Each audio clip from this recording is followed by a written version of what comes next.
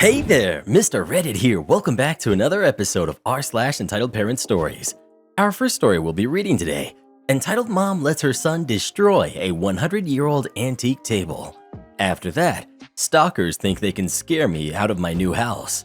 And after that, am I the jerk for not entering my team's time into payroll, causing them to not get paid on time? Now for every thumbs up this video gets, one Karen steps on a scorpion. I ain't afraid of no scorpion, bruh. Without any shoes. No! So please smash that like button and subscribe and turn on notifications for new stories from Reddit every single day.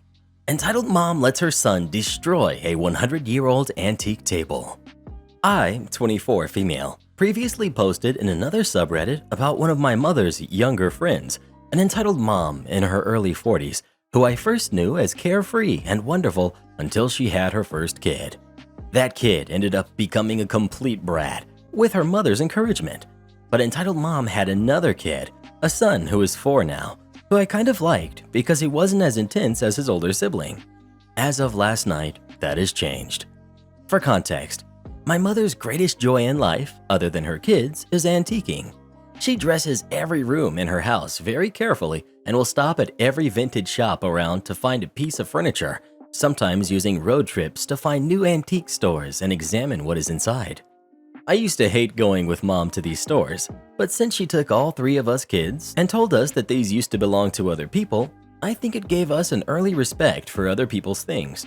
We were never the kids to break stuff or jump on furniture, in our homes or anyone else's, and I'm pretty sure that contributed to it.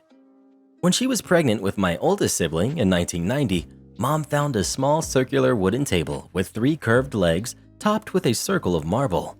The shop proprietor told her it was 70 years old, so she bought it for a song, shined it up, and stuck it in their living room, where it immediately became a staple of our house. The coffee table lasted her through 3 kids' college graduations, a move in 2000, and countless family parties and events, still shiny and looking new and gorgeous. It's as much a part of the family now as any of us kids. Now to last night. Entitled Mom's birthday recently occurred, so she had given Mom a birthday celebration last month. Mom decides to return the favor, inviting entitled Mom, her husband, and their kids to our house for lobster. Already, I'm not a fan of this. Whenever entitled Mom and her kids come over, my mom makes a serious effort to give the kids something fun to do while the adults talk. We have a collection of coloring books, blocks, dolls, Legos, puzzles, action figures, and a TV in the basement from when my siblings and I were growing up, and Mom even bought them some new toys herself. But inevitably, the kids will play down there for 2 minutes and then come to their mom to complain that they're bored, then proceed to wreak havoc on our house. My parents, who entitled Mom sees as her kids, aunt and uncle, have warned the kids many times not to jump on things, but they do not listen. The oldest kid is also very combative and likes to pull hair and hit people, as I learned firsthand, and broke a holiday decoration given to my dad by his late mother. Of course, entitled Mom coddles her kids and coos they're the best in the world and all that BS. I've told my mom repeatedly that I don't want to be around the kids or their parents, but she brushes it off. In fact, she likes to tease me for not interacting with entitled Mom and not coming downstairs when entitled Mom visits, and says that entitled Mom shouldn't get in the way of me living my life. I live with my folks and am invited to attend the party, but make my usual choice of opting out. Since I've just finished the first week of a new job, I intend to celebrate with a day at the bookstore and a night with friends. But yesterday morning, as I was preparing to leave, Mom asked why I was going to leave her to deal with the 2 kids by herself. I told her that I wasn't going to let them get in the way of living my life. She laughed and wished me a good day, and I left. My day was wonderful. I spent the morning and early afternoon at my favorite bookstore, the evening with my friends at a wine bar, and the night with them at a karaoke room. I came home around 11:30 that night and enter from a door in our sunroom where my parents are asleep on the couch watching TV. I wake them up, tell them about my day, and they seem genuinely happy. It went so well. To be polite, I ask how the party went. My folks get quiet and look at each other, and my mother, sounding very drained, tells me to go into the living room, the next room over. Confused, I look through the doorway and immediately see why. The beautiful table, now a century old, is broken. Its 3 curved wooden legs were bisected and splintered, There's a small crack in the marble top, and a collection of wood shards litter the carpet. "What happened?" I asked.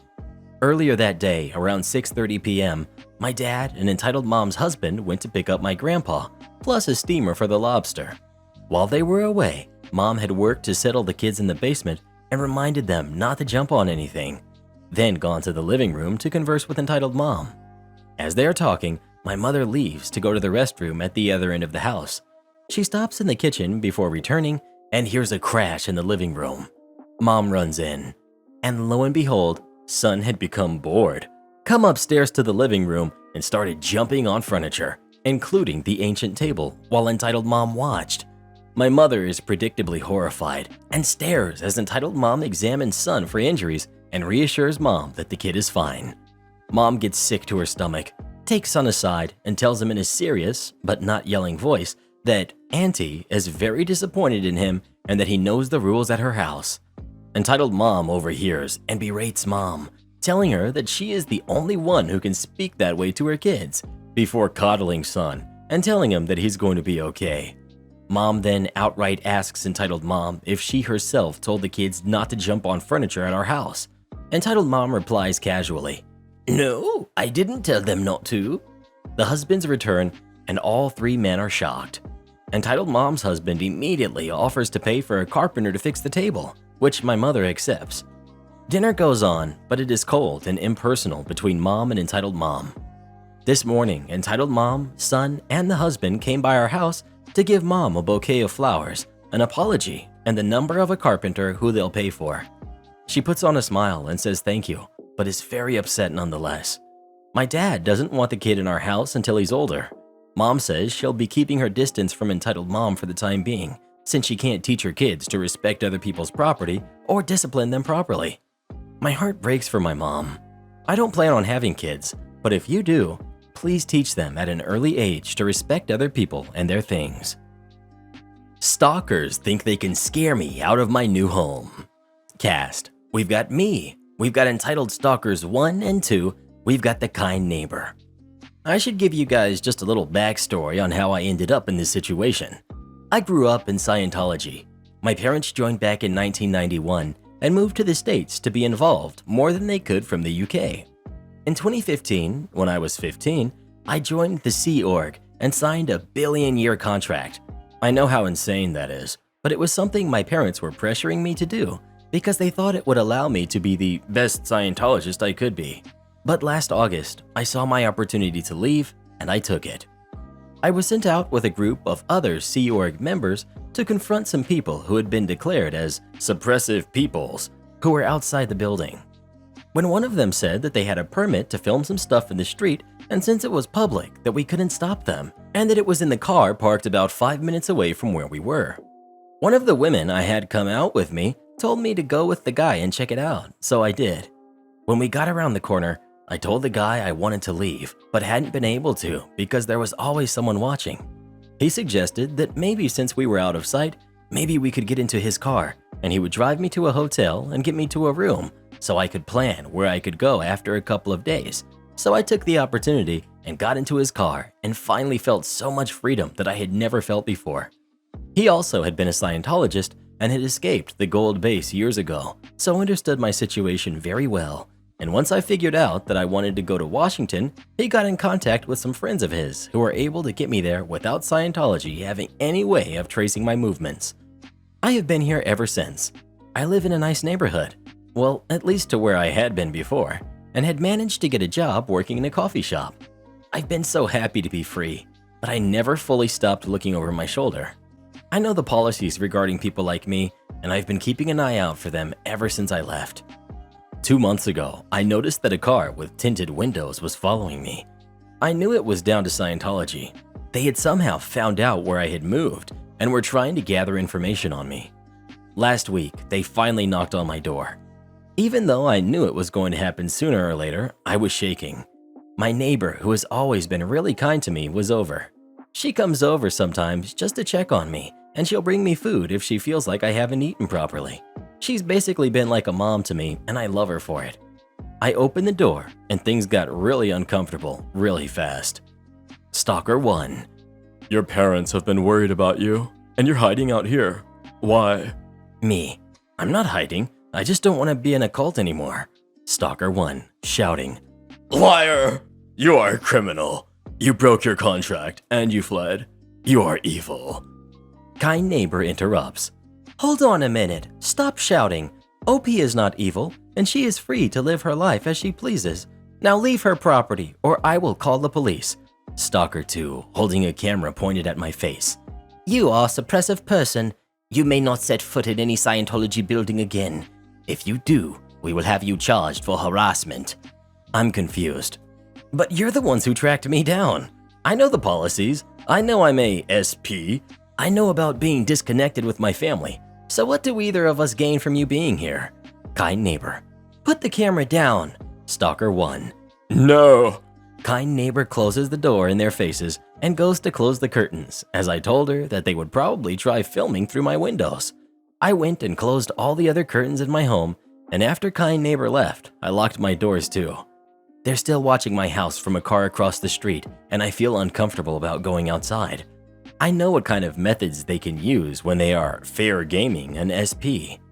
I know now after watching Going Clear and Leia Ramini's show that my experience with them after leaving is tame, but it's still pretty creepy.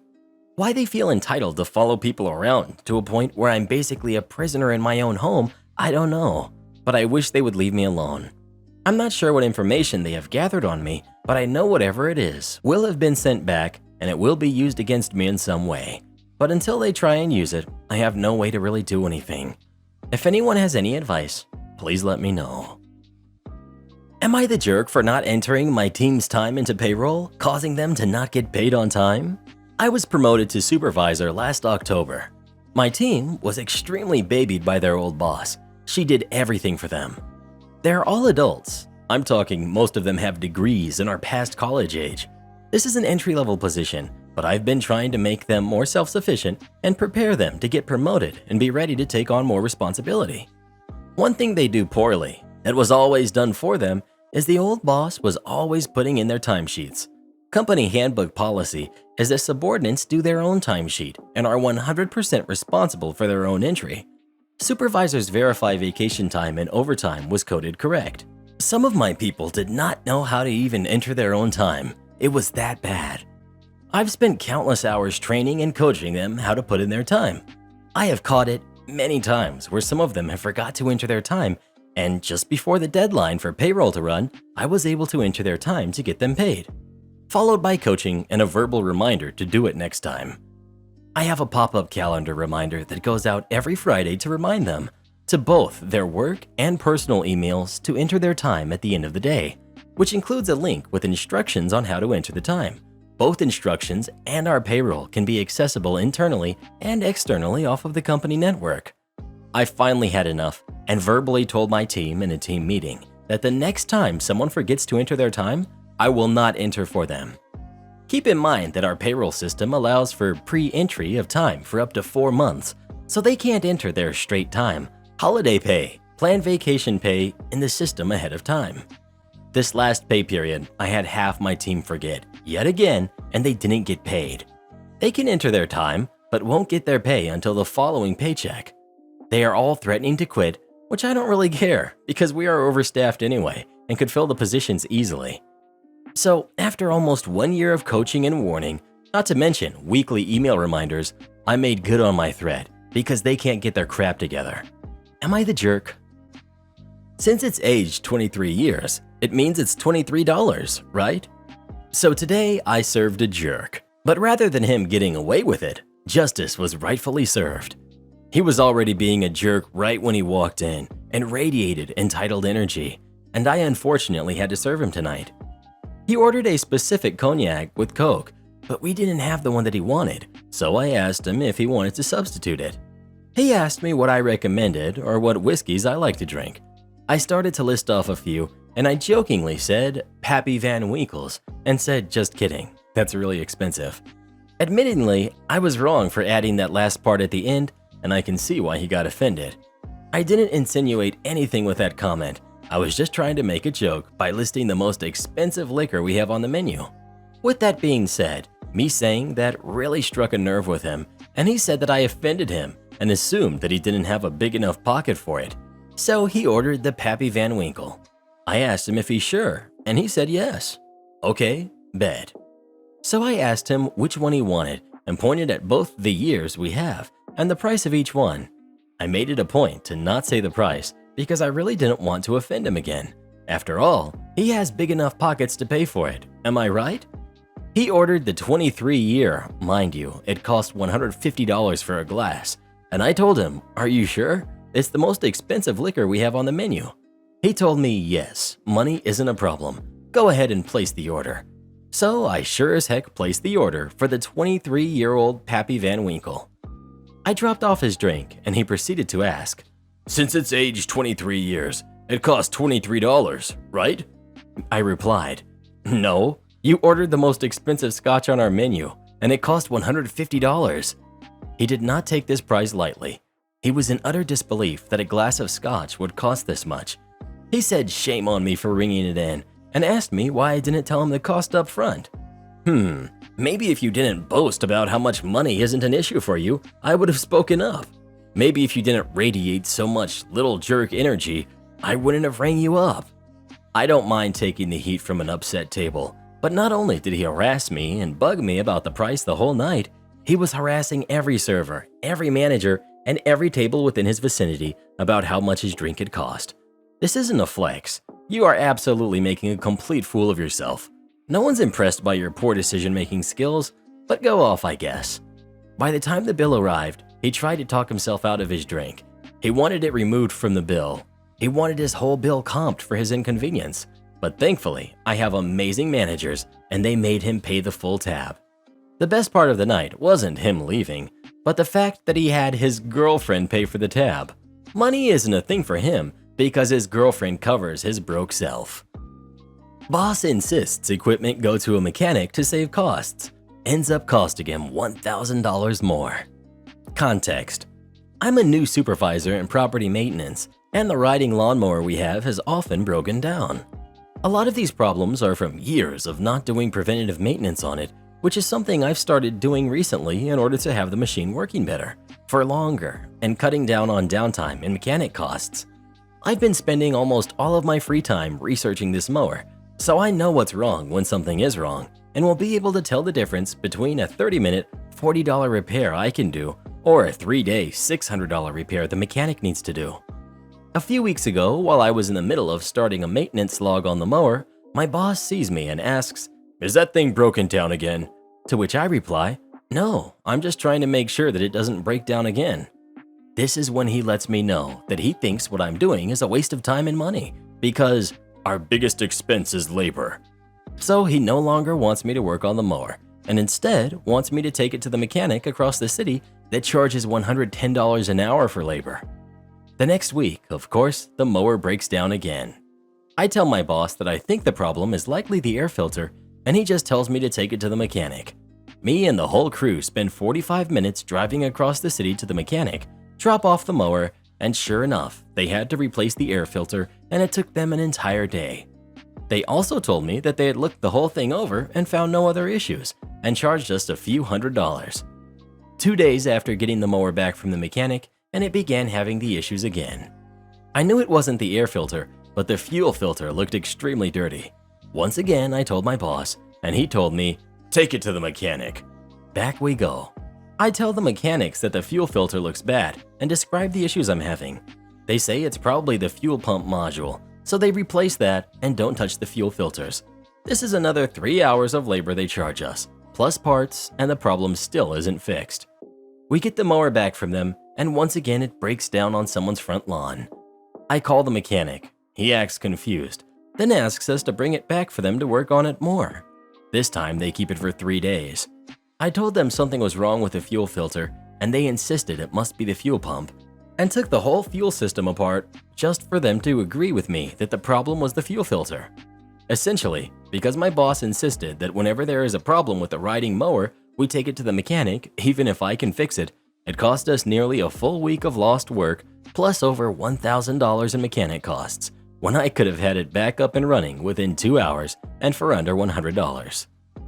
Am I the jerk for telling Mom? No apology, no wedding invitation. After seeing the wedding gift she gave my fiance?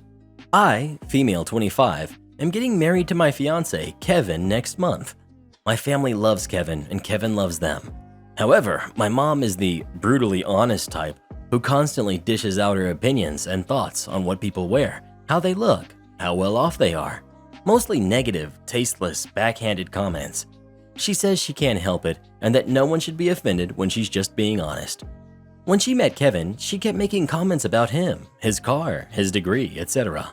With time and strict conversations, I was able to get her to show some respect, but she kept annoying Kevin by constantly talking about his hairless face. His face is clean shaven. He doesn't have a beard or a mustache, which he can be very insecure about. He comes from Irish origins, so he's white. He has no facial hair, while I'm Hispanic. Mom made jokes with her husband about how unmanly it is to not be able to grow a beard or a mustache. These comments hurt Kevin so much. I had a very stern conversation with her, and she said, "Oh, I didn't realize those remarks were offending him. I was just teasing him." Or, "You know me, I'm just giving my humble, honest opinion, so he shouldn't take it personal and should learn that this is how I am." She ended up sincerely apologizing to Kevin, and we left it at that. As the wedding is approaching, Mom decided to give Kevin a wedding gift and also to let him know how sorry she was for her past behavior. She invited the whole family for dinner and decided it was the perfect time to hand Kevin his wedding gift. He thanked her, but she insisted that he open it up right then and there and show everyone what she got him, since she knew him that well already. He opened the box and he found a set of shaving tools with shaving cream. Kevin stopped for a second and kept staring at the gift. My stepdad took it and showed everyone. Then Mom and others started laughing while stepdad kept saying, "You get the joke, Kev? You get the joke?" and my brother running around the table laughing with everyone. Kevin got up and walked out. I was so mad I lost it on Mom, asking why she did that and humiliated Kevin in front of everyone. She told me to relax. She was just messing with him, but I said she knew how he felt about this topic and demanded she apologize, but she said no since she wasn't responsible for his reaction and thought he was going to laugh along. I angrily said, "No apology, no wedding invitation, period," then walked out. She freaked out, trying to say that we overreacted to a joke, and my brother said I was crazy to exclude Mom from my wedding over something so stupid. He said Kevin should get over it since it was a joke, but I refused to send an invitation and withheld until/unless she apologizes. They think I'm being unreasonable choosing this to be my hill to die on and called me disrespectful for how I treated my mom. I'd like to point out that my brother and stepdad and uncle sometimes take part in teasing Kevin. My brother, who's 31 years old, would sometimes either brag about his goatee mustache in front of Kevin or tell an indirect silly joke about the topic, which would irritate Kevin and just spoil any family gatherings we have. But Mom is the one who started this whole campaign, and I've already had conversations with her about it. Kevin is American, but has Irish origins. Customer using manager as his own personal shopper. I work at a mid-sized convenience store, and let me be clear, we do not offer personal shoppers. I work at the till and notice my manager running around fetching items for a middle-aged gentleman with a trolley. In between customers, I quietly joked to my manager, "You should get paid to be a personal shopper." And my manager responded, "It's not as if I have work to do." Needless to say, I was not looking forward to serving the guy, and I was quietly hoping he would go to the self-service machines. Nope. He started putting the items on the table one at a time. He was sorting the items and put some of them far away from me and some of them closer to me. He found out he was missing scones and asked, "Where's the scones?" I politely said to him, "They're by the bakery aisle." I thought he would go get it himself, but he yelled at my manager to grab the scones for him. My manager politely obliged. There was a long queue, and I started to scan items as he put them on the table. I had finished with the closer items and started to scan the items he placed farther to me. However, he was not pleased with this and yelled, "Stop! Scan the frozen items first." "Okay," I replied. This caused a lot of delays as I had to wait for him to put the frozen items and had to stop scanning while he messed around his trolley getting the frozen items. All the time he was complaining about being a slave to the missus, and this was not his first time shopping. He also said, "You wouldn't understand since you're not married."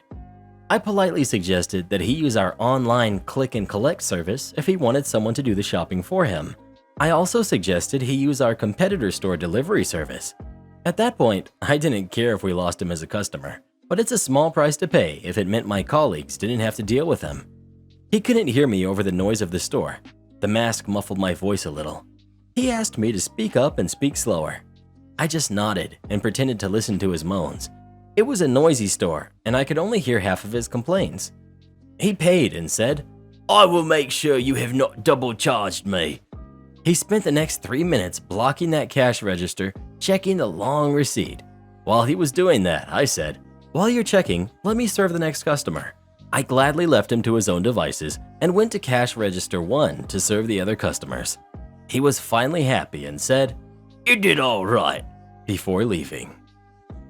Neighbors that constantly ask for help. We bought a house in April, and the neighbors across the street from us are in the process of moving out. They have a huge house, 6 bedrooms, 5 bathrooms, that was top of the line 25 years ago. It was listed for $600K about 6 weeks ago. They took forever to pack, has been pending 3 times, and is now at $500K, so I'm assuming an inspector is finding an issue. Other houses in my neighborhood that are not that size are selling. They asked us to help change light bulbs and fix little things, which was perfectly fine. However, they've started sending requests, pointing their frame of the screen patio, replacing faucets, cleaning their house. We painted their screened-in patio because we thought, mistake, it was the last thing they'd ask, and we honestly felt bad because the house is in need of some major TLC. It's got original carpet that has been cleaned and stretched so many times that it is desperately in need of being ripped out. The bathroom tubs are peeling. The house was freshly painted but was terribly done. When they put it up for sale, they left some huge furniture that they requested us to sell, and we could keep 10% of the profits, and acted like this was a huge reward. It's a 20-year-old couch, mattresses, 3 dressers, and other outdated furniture that is worth nothing and weighs a ton and is upstairs. So obviously it didn't sell for anything and is still sitting upstairs in their house. One person came for a dresser and it was too heavy for us to move, so we figured this is all custom built and assembled in the room.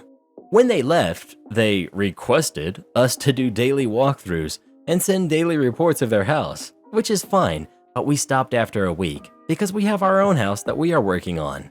Work, and are not trying to spend weekends and time off at someone else's house when we literally bought a house to spend time here. We both get up at 4 a.m. for work, get home around 4:30 p.m., eat, and sometimes we'll literally nap the majority of the rest of the day. Yesterday was one of those days. Little did I know these neighbors were back in town, had called each of us several times after 7 p.m. Once we got off work, we don't look at our phones. Texted us multiple times, with which we gave polite replies but said we weren't able to help them. We wind down for the day around 7 p.m. because we get up at 4 a.m. They knocked on our door at 8 p.m., 9 p.m., 10 p.m., and 11 p.m. according to our Ring camera. If you had a problem, you wouldn't be going to just my house.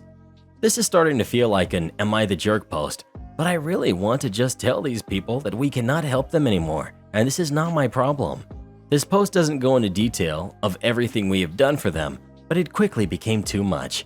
Every time we leave their house after doing things, my significant other and I both feel so bad because it needs so much work.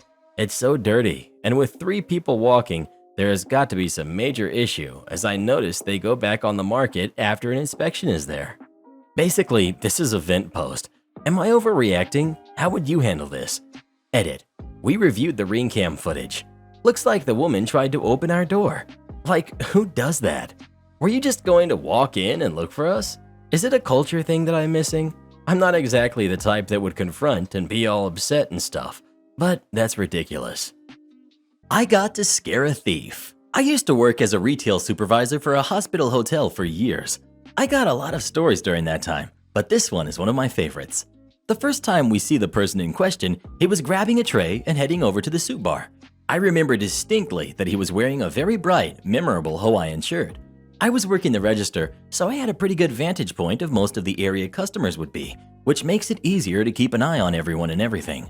The man came up with his tray of soup, staring straight ahead. Worried he would pass me and forget to pay, I said in my winning customer service voice, "Hello, sir." He kept walking. "Sir, you have to pay for that." Still no response, and he didn't even speed up his walk. "Sir, sir!" Being a woman on the short side, there was no way for me to stop him, so I picked up the phone and dialed security. The man decided to walk out into our courtyard, which just so happened to not double as an exit. Security came to me, asked me about what had happened, then went to go talk to the individual. He ended up being escorted off the premises, and we thought that was that, just a very bold thief. But no, it couldn't stop there. It was a slow day, so hours later I was chatting with a coworker, me behind my counter, my coworker on the other side. Out of the corner of my eye, I noticed a very familiar Hawaiian shirt. The thief had returned. Now, for me personally, I like to give people the benefit of the doubt, so I didn't say anything at first, but I did keep half an eye on him while I chatted with my work friend. On the complete other side of the room from where I was, trust me, huge room, I saw the man pick up a bag of chips and stuff them in his shirt. I was pretty ticked off, so before I could think, hesitate, or finish the sentence I was on in my conversation, Big Sister voice came out, and I yelled in a voice that is often used to frighten bigger people than me, "Sir, put those chips back right now!" My coworker was frozen in place with surprise and confusion, and the man's eyes were huge. There was silence for a few moments as I did my best to keep up the stern expression I had. He walked over to me, and it was suddenly very obvious how much smaller I was. Without saying a word, he took the chips out of his shirt, laid them down on the counter in front of me, and trudged away. For years after that, it was my coworker's favorite story of me, and one I tend to chuckle at now.